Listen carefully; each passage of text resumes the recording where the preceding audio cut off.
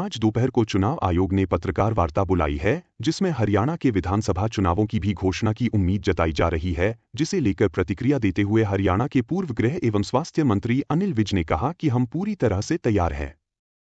हमारे कार्यकर्ता पूरी तरह से तैयार हैं, हमने चुनाव की सभी तैयारियां कर ली है। वहीं उन्होंने कांग्रेस के 3000 से ज्यादा दावेदारों को लेकर कहा कि कांग्रेस तो धड़े हैं, गैंग हैं जो चुनाव आने पर आपस में मिल जाते हैं प्रदेश को लूटने के लिए। वहीं ममता बनर्जी पर तंज कसते हुए विज ने कहा कि उन्हें इंसानियत के आधार पर इस्तीफा दे देना चाहिए।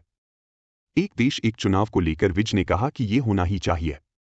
अगर एक स्कूल में 12 में से 11 महीने छुट्टी रहेगी तो बच्चे कैसे पढ़ेंगे। हरियाणा में आज चुनावों की घोषणा हो सकती है, जिसे लेकर हरियाणा के पूर्व गृह एवं स्वास्थ्य मंत्री अनिल विज ने कहा कि चाहे आज घोषणा हो जाए और कल से नामांकन शुरू हो जाए, हम पूरी तरह से तैयार हैं। हमारे कार्यकर्ता पूरी तरह से तैयार हैं और सब चुनाव की तैयारियां हमने कर ली है। वहीं आम आदमी पार्टी द्वारा ताबड़तोड़ रैलियां करने को लेकर विज ने कहा कि लोकतंत्र में सभी पार्टियों को अपनी तैयारियां करने का अधिकार है। हरियाणा में 90 विधानसभाओं पर करीब 3000 से अधिक लोगों ने दावेदारी की है, जिसे लेकर अनिल विज ने कहा कि कांग्रेस पार्टी हरियाणा में कहीं एग्जिस्ट नहीं करती है। कांग्रेस के पिछले 19 सालों से चुनाव नहीं हुए हैं। कांग्रेस तो भिन्न भिन्न धड़े हैं, गैंग्स हैं, कुनबे हैं जो चुनाव आने पर आपस में मिल जाते हैं हरियाणा को लूटने और चाटने के लिए। इनका यही इतिहास रहा है। चुनाव आयोग को इनकी मान्यता रद्द कर देनी चाहिए, क्योंकि इनके अंदर प्रजातंत्र नहीं है। जिस पार्टी के अंदर प्रजातंत्र न हो वो देश प्रदेश के प्रजातंत्र की रक्षा नहीं कर सकती है। कलकत्ता गैंग रेप मामले में मचे बवाल को लेकर अनिल विज ने कहा कि ममता बनर्जी पूरी तरह से शासन चलाने में फेल हो चुकी है। इंसानियत का तकाजा ये है कि उनको खुद त्यागपत्र दे देना चाहिए। किसी भी तरह से वो सत्ता करने के काबिल नहीं है।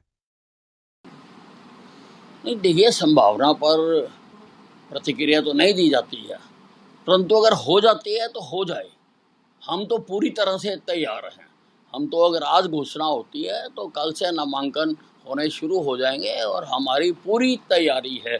हमारे कार्यकर्ता पूरी तरह से तैयार हैं और सब चुनाव की तैयारियां हमने कर ली हुई हैं। आम आदमी पार्टी और कांग्रेस की पूरी जो है तैयारी दिख रही है, तो इसको लेकर किसकी? आम आदमी पार्टी ने ताबड़तोड़ रैलियां कर रही है। नहीं, सबको अधिकार है, प्रजातंत्र है, लोकतंत्र है। लोकशाही में सभी पार्टियों को अपना तैयारियां करने का अधिकार है। अच्छी बात है। देखिए, कांग्रेस नाम की कोई पार्टी एग्जिस्ट नहीं करती है हरियाणा में। कांग्रेस के पिछले 19 साल से चुनाव नहीं हुए हैं।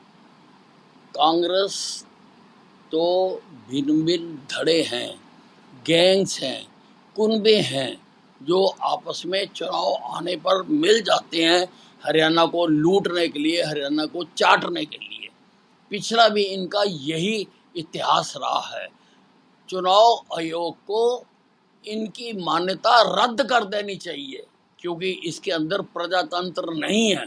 जिस पार्टी के अंदर प्रजातंत्र ना हो वो देश प्रदेश की प्रजातंत्र की रक्षा नहीं कर सकती है। देखिए, ममता बनर्जी पूरी तरह से शासन करने में फेल हो चुकी है।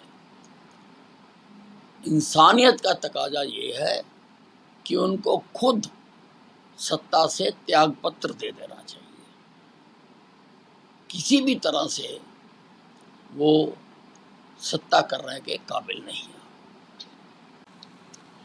नहीं, देखिए, इसके लिए एक समिति भी बन चुकी है पूर्व राष्ट्रपति की अध्यक्षता में, और उन्होंने अपनी रिपोर्ट भी दे दी हुई है। और ये होना चाहिए, क्योंकि इसमें बहुत एनर्जी और बहुत पैसा इसमें खर्च होता है और बहुत सारा विकास के काम रुकते हैं। कोई महीना ऐसा नहीं जाता जिस दिन कहीं ना कहीं चुनाव ना हो रहे हों और आचार संहिता ना लगती हों। कभी किसी प्रदेश में लोकसभा का कोई उपचुनाव हो जाता है, कभी राज्यसभा का चुनाव हो जाता है, कभी विधानसभा का चुनाव हो जाता है, कभी पंचायतों के चुनाव हो जाते हैं, कभी नगर परिषद नगर पालिका के चुनाव हो जाते हैं, तो काम रुकता है। इसके लिए एक नीति बननी चाहिए। देश को आगे बढ़ाना है, देश की अगर तरक्की करनी है, अगर काम चलते रहने देना है, अगर किसी स्कूल में 12 महीने में से 11 महीने छुट्टी रहेगी तो बच्चे कैसे आगे बढ़ेंगे? आप मुझे बताइए।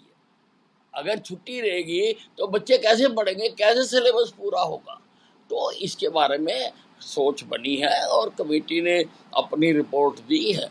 अब मुझे उम्मीद है कि विचार करके सभी पार्टियां अपना केवल विरोध करने का करैक्टर छोड़कर काम करने का करैक्टर अपना कर अगर इस पर विचार करेंगी तो एक मत बन जाएगा और इसको अपना लेंगे।